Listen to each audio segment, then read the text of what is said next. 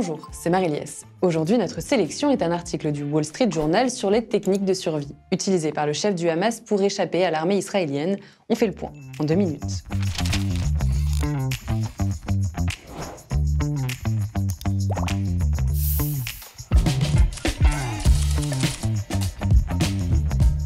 Cet homme est la personne la plus recherchée de Gaza.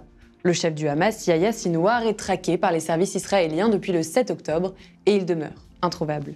Comment? Grâce à des techniques de communication qui lui évitent d'être repéré. Sinwar a ainsi abandonné toute forme d'appareil électronique, à commencer par le téléphone portable et le talkie-walkie. Les portables sont devenus les outils les plus risqués pour le Hamas. Israël peut les localiser ou les contrôler à distance. Depuis plusieurs mois donc, Yahya Sinwar communique exclusivement par des messages écrits.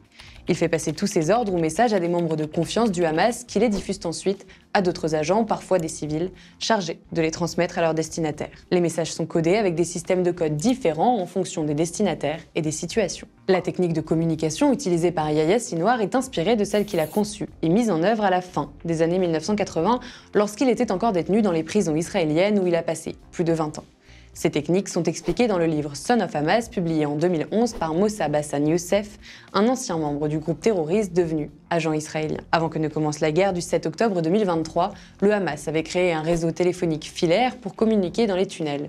Le chef du Hamas employait aussi des noms d'individus qu'il avait connus en prison pour masquer sa véritable identité. La maîtrise de ces techniques permet au chef du Hamas d'échapper, jusqu'à présent, à l'un des meilleurs services de renseignement du monde. Pour en savoir plus et échanger sur ce thème, retrouvez-nous sur Internet et les réseaux sociaux.